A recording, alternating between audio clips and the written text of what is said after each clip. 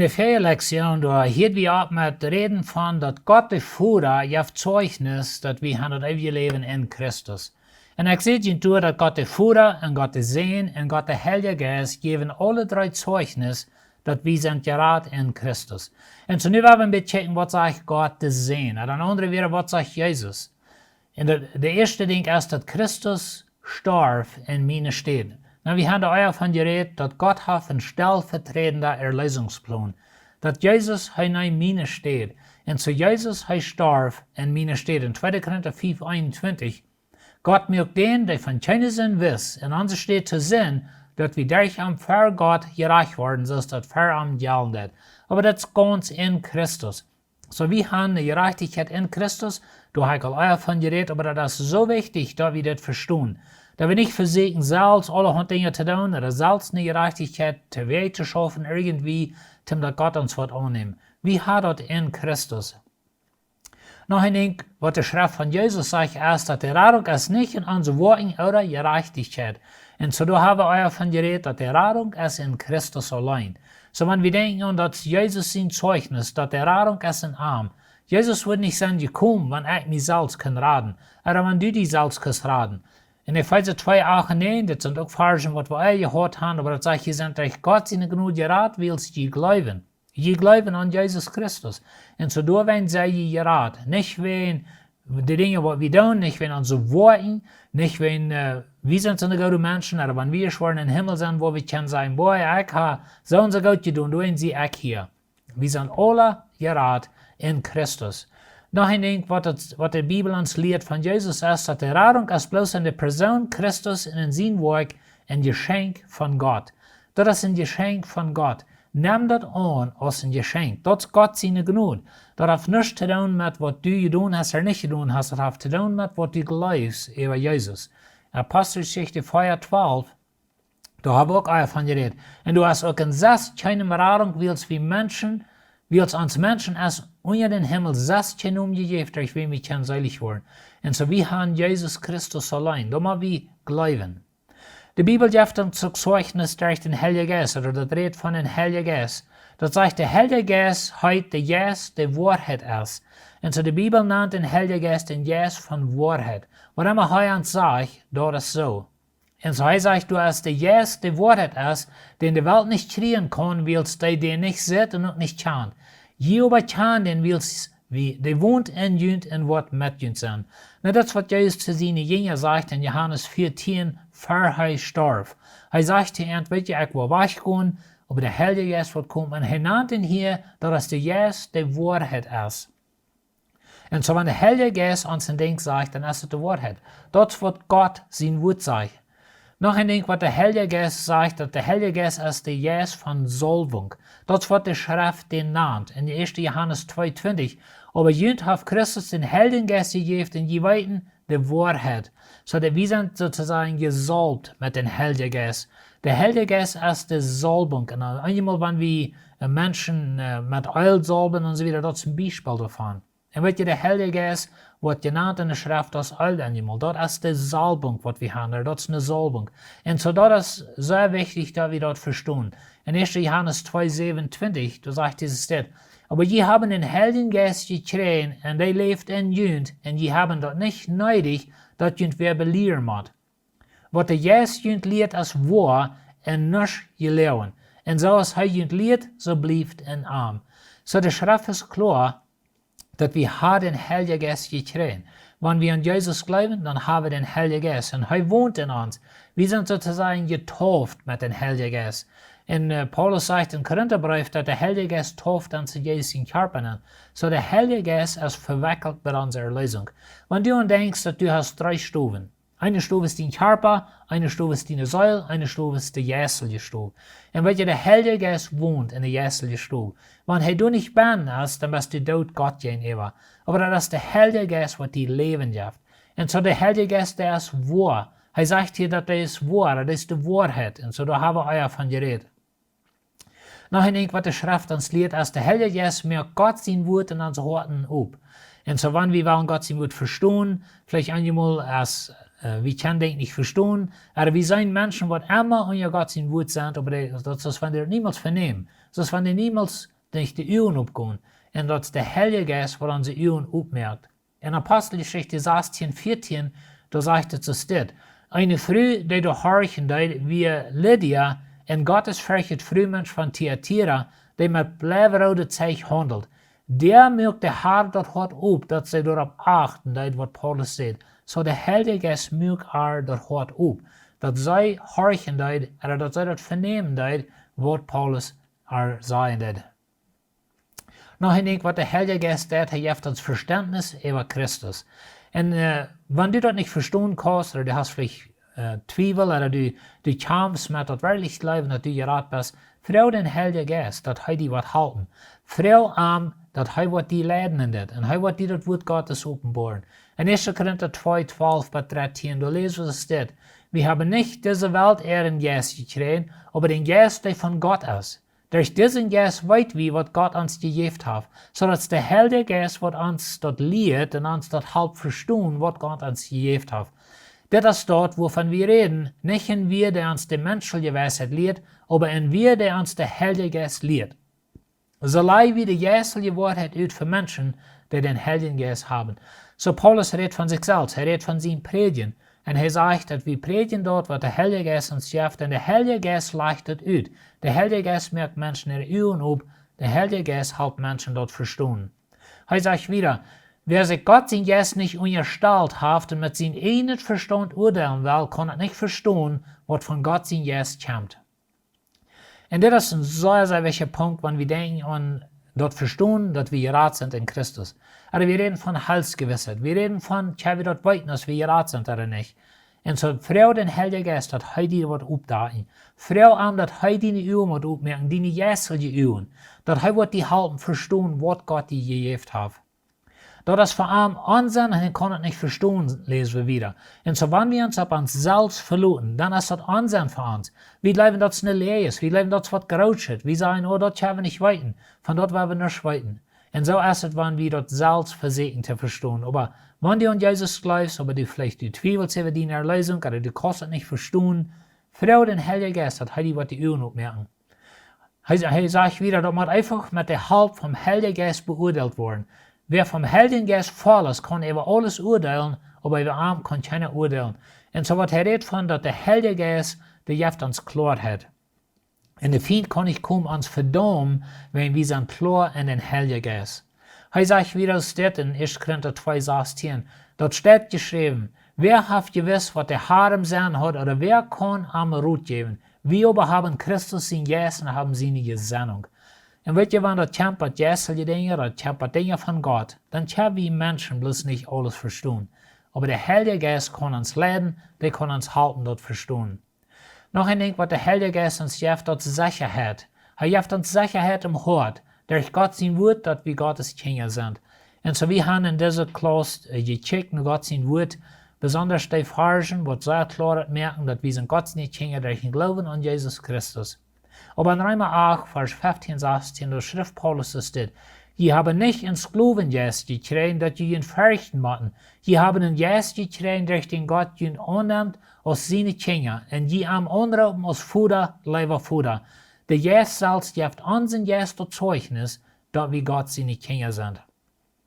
Und so ich bete für dich, dass du wirst den Heiligen Geist luten, die leiden, zum die helfen verstehen, dass du bist wirklich Gott sein Kind. Und so Gott der Vater, er gibt Zeugnis in sein Wort, Gott der Sohn gibt Zeugnis, Gott der Heilige Geist gibt Zeugnis, dass wir können das weiten, dass in Christus sind wir gerat. Und so, wenn wir denken an Heilsgewissheit, oder wir denken an, dass wir können das weiten, dann müssen wir ein paar Dinge klar haben. Ich sage, das sind zwei Grundstücke, wo wir klar haben. Der erste Grund ist das. Wir müssen unsere Sicherheit in der Wahrheit von Gott sein Wort finden, nicht in unsere Gefühlen. Und wir müssen nicht auf unsere Gefühlen bauen, wenn es bei der Seiligkeit kommt. Von der fühle ich mich gut, so von der sich gerade morgen passiert wird, oder kann mit einem Eigelegt, oder kann was gesagt, oder getan, was ich nicht soll, dann fühle ich mich verdammt, und von der sich nicht gerade. Wenn wir unsere Heilsgewissheit auf unsere Gefühle bauen, dann ist es ab und doll, wenn wir fühlen ein Tag so und ein Tag so, mit tun, was es wahr ist, tun, voll wie fertig. Und so wir können unsere Gewissheit nicht auf unsere Gefühle bauen, aber auf Gott sein Wort. En laat me nog einmal sagen, dass Gott der Vater gibt Zeugnis, Gott der Sohn, Gott der Heilige Geist, gibt Zeugnis in Gott sein Wort, dass wir sind Gott seine Kinder durch den Glauben an Jesus Christus. Und wir können das klar sein, dass wir haben die Erlösung. Und zu bei Gott als das Wahrheit glauben, gefeilen. Und so Gott sein Wort als die Wahrheit, wir machen die Wahrheit glauben, und die Gefeile dort ist eine Nebensache. Wenn ein Tag völlig so, ein Tag so. Der zweite Grund, was wir man klar haben, ist, dass wir man unsere Sicherheit in der Wahrheit von Gott sein Wort finden und nicht in unsere Worten. So wie man die Sicherheit in Gott sein Wort fängt, nicht in unsere Gefühle, und wie man die Sicherheit in Gott sein Wort fängt, nicht in unsere Worten. Und das sind zwei sehr wichtige Gründe, was wir machen haben. Verlot die nicht, habt die Gefühle, verlot die nicht, habt die Worten, verlot die habt dort, was Gott sagt. Wenn die Sicherheit von unserer Erfahrung auf unsere eine Worten gebüht ist, dann weit wir nie nicht, als wir genug getan haben, und sind immer unsicher. Und so das ist, was mit vielen Menschen passiert. Sie weiten gar nicht, habe ich genug getan. Zum Beispiel, du verlässt die auf deine Kirche. Weißt du, dass das der rechte Kirche ist? Oder du verlässt die auf deine Kleidung. Weißt du, dass du der rechte Kleidung hast, der rechte Kleider, dass der Rock ist lang genug, oder die Becken sind weit genug, hast du sicher, dass er was Charakteristiken. Und weißt du, das wo wir können niemals mit Sicherheit ja sein. Wir weiten gar nicht. Und da werden sie aber immer vertwiebelt. Wenn wir checken uns selbst, wir checken nur, was wir tun, und dann können wir gleich Sicherheit haben. Und so wie man uns auf Gott verloren. Gute Worte kommen Glauben heran, nicht umgetäuscht. Was ich meine mit das ist, dass wenn ich Glauben habe, dann folgen gute Worte. Und ein anderer wäre, wenn ich wiedergeboren bin, dann habe ich nie das Leben. Ich habe einmal gesagt, wenn du nicht in das Leben hast, dann wird du auch nicht in Geburt. Aber wenn du bist wiedergeboren durch den Glauben an den Herrn Jesus Christus, dann hast du ein neues Leben. Wenn wir denken einmal so, okay, wenn das alles so ist, wenn ich sie durch genug gerat und bloß mit Jesus glauben, dann kann ich tun, was ich will. Aber das ist nicht, was die Schrift lehrt. Wenn ich an Jesus glaube, habe ich gute Worte. Und so wenn wir denken an unsere Sicherheit und Erlösung, der ist gebüht auf Gott seine Gnade, der ist gebüht auf Gott sein Wort, dass Gott sagt, in Christus habe ich die Erlösung. Aber dann denken wir, okay, was about das Gerecht? Was wird, wenn ich vor Gott stehe, dann wird es bloß alle ganz klar sein, aber ist da noch ein Gerecht. Und so ich will noch ein klein bisschen reden von dem Gerecht von Christ. Na, das Gerecht, wo ich von rede, das hat nichts zu tun mit deiner Erlösung. Das hat zu tun mit deinem Leben. Und weißt du, wir können nicht sagen, okay, ich bin nie geboren, ich bin in Christus, nu kann ich gut für den Diebel leben. Das schafft nicht. Wenn wir sind Verwalter, das Leben, was du lebst, hat Gott dir gegeben, er wird drei fordern von dir. Als den Kind Gottes besser oder nicht. Und so wir als Christen, wir wollen auch gerecht werden für die Dinge, was wir tun. Das hat nicht mit unserer Erlösung zu tun, das hat mit Belohnung zu tun. Na, wenn unsere Erfahrung auf Christus sein vorgeht Wort gebüht ist, meint das, dass wir nicht sprechen tun oder dass wir können so leben, als wir wollen. Und die Antwort ist nee.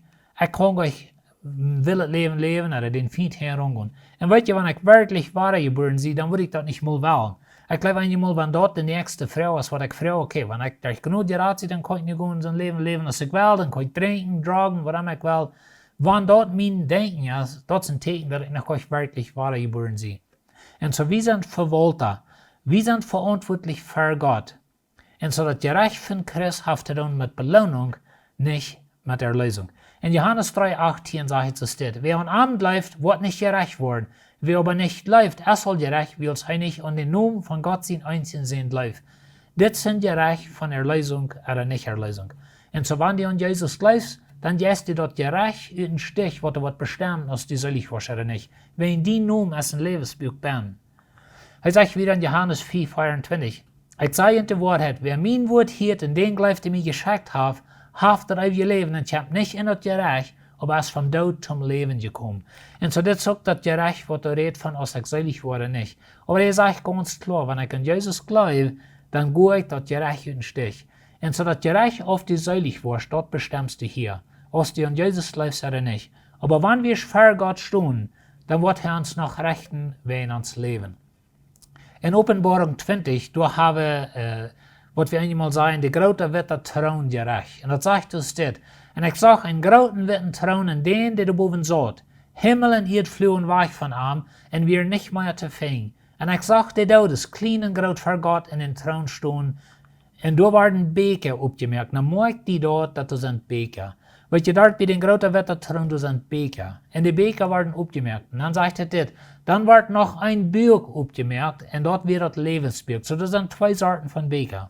Er is een beker, wo die woorden ben zijn, en er is een buik, dat is Jezus Christus, wo die noem ben is. En so, wenn die noem im levensbeek is, dan wordt die seilig. Aber wat er in de beker geschreven is van die, door wordt God die nog rechten. Dan zegt het dit. En de dodes worden door nog gerecht, wat in de beker van ihre woorden geschreven stond. En zo dus een beker voor God, en die woorden, mijn woorden, wordt God nog rechten. En weet je, God wordt nog bestemmen, als dat bloos stro weer wat ik gedaan, en als dat nog stein en goud weer. En Paulus redt te de Korinther ervan, dat we bouwen op een grond, en we bouwen met stro, oder hout, oder steinen, oder gold, oder zo'n dingen. Aber weet, die Erlösung heeft te doen met of die noem im levensbeek is. Aber hij zegt dat de beker worden opgedaan en de mensen worden gerecht doen wat in de beker weer. En dan zegt het weer dat meer je heeft de dodes ruut, die door ben weer, en de dood en de haal je in de dodes ruut, die door ben weer, en jeder einer wordt doen gerecht wat zijn woorden gewas weer. Nou wat het meint is bloos dat alle mensen, klein en groot, krijgen wo die gestorven best, krijgen und als du een meer best, oder wat is, du warst voor God staan. En wie waren nog gerecht worden voor onze woorden. Nou weet, dat is vielleicht een denk wat die gruwelt, en dat brukt die ook gruwelen. Wenn onze Erlösung is in Christus, dan moeten we klar haben, dat is een onderscheid. En dan zegt hij dat in de dood en zijn recht worden en vier zijn angeschmeten. Dat is de tweede dood. En dan zegt hij dit. En wanneer irgendwem zijn naam niet im levensbeeld geschreven stond, wordt hij in vier zij geschmeten. En zo oft die selig was nicht, heeft met Jezus te doen. Aber onze woorden, weet je, wie kan hier vielleicht bloß Stroh doen? Wie kan hier bloß voor ons zelf schaffen, en ik zie toestalt en grotere zo'n dingen. En zo God wordt ons nog rechten aan dat. Aber dat heeft niet met Erlösung te doen, dat heeft met beloning te doen. Dan krijg wat de beloning im Himmel wordt zijn, dat kan niet zijn. Ik vergelijk dat eenmaal zo staat. Wel zijn dus een Eltern, die hebben kinderen. En de Eltern zeggen, we willen naar de stad fahren, en ze zeggen tegen de kinderen, je zal afwaschen, je zal je uitveen, en dan vielleicht nog buiten een beetje opruimen. En de Eltern fahren weg, en de kinderen spelen en daar hebben. En die gaan ganz vergeten van wat de Eltern zeggen. Ze worden het nog doen, vielleicht nur meer, dan worden ze bezorgen en afwaschen. Maar eenmaal zijn ze de Eltern komen naar huis. En de kinderen gaan het niet schijn. Ze gaan de Eltern gaan aan teen, wenn ze weten wat hem komen is. Ze weten ze worden straf krijgen, wenn ze gaan dat gedaan wat ze zullen. Nou dat meint we niet, ze zijn nu niet meer kinderen. Ze werden kinderen, maar ze hadden het niet gedaan wat de Eltern zeggen. Wenn wir dieselbe Geschichte nehmen, und die Eltern haben gesagt, was sie sollen tun, sie fahren weg, und die Kinder haben das getan, die haben noch ein bisschen extra getan, vielleicht noch ein bisschen Hoch dran im Haus, und nu kommen die Eltern ins Haus. Die Kinder rennen die Eltern entgegen, wenn sie weten dass nu sie kriegen eine Belohnung. Sie weten dass die Eltern worden entlohnt, die werden so schaftig sein, für was sie getan haben. Das ist ein klein bisschen Beispiel von was ich glaube, was im Himmel wird sein. Dat wanneer ik wel voor God stond, dan worden er soms dingen zijn dat we bloos strouw. Dat heb ik bloos voor mij zelf gedaan. En dat is sozusagen een verlust voor mij. Maar er worden dingen zijn wat ik goed gedaan heb. En er worden dingen zijn wat God wordt loven. En dat wordt schijn gaan. En vielleicht wordt het nog eenmaal een beetje wij doen. Voor de dingen wat ik heb gedaan. Maar weet je, mijn Erlösung is in Jezus Christus. So dan niet leven dat u waarschijnlijk voor God stond. En wat God in de hal schmieden, wenn je hast dit en dan ja niet ganz recht gedaan. Wanneer du an Jesus leist, dan is die Erlösung sicher. En zo, we hebben in deze Lektion geredet van dit. We hebben naar de Schrift gecheckt. We hebben gecheckt wat God ervan zegt. En we hebben het klaar hebben, wat God zegt, is zo. Wat God zegt, is dollar zo, als dat wat we zijn. Veel dollar zo. Dat is dollar zo, is mijn gevoel. En zo, we hebben ons naar God zijn woord richten. Zo, ik wil dit afsluiten met een gebed. En ik wil beden voor die, dat u was werkelijk dit erkent, dat de Heilige Geest die wat de u opmerken. Ons himmlische Vader, we hebben dit zet. We hebben nu dit hart. Ik bid dat de Heilige Geest wat de uw opmerken, wat het hart opmerken. Ik bid, Herr, dat u was leiden en dat we worden werkelijk verstaan wer we zijn in die. En wanneer vleug zijn, is dat we worden nog gerecht worden van onze woorden, en voor dingen vielleicht wat we hier niet hebben recht gedaan, aber onze Erlösung is in Jezus Christus. Help ons dat te verstaan, dat is niet in onze woorden, dat is niet in onze gevoelens, aber dat is in die alleen. Die woord is klaar, die Zeugnis is klaar. Wer den Sehen heeft, der heeft het leven. Wer den Sehen nicht heeft nicht het leven. En zo willen we dat aannemen. En ik bid, Herr, dat de Heilige Geest ons wat leiden, ons helpen verstaan en aan ons helpen voor Jezus te leven. En we bidden dit in Jezus Christus in naam. Amen.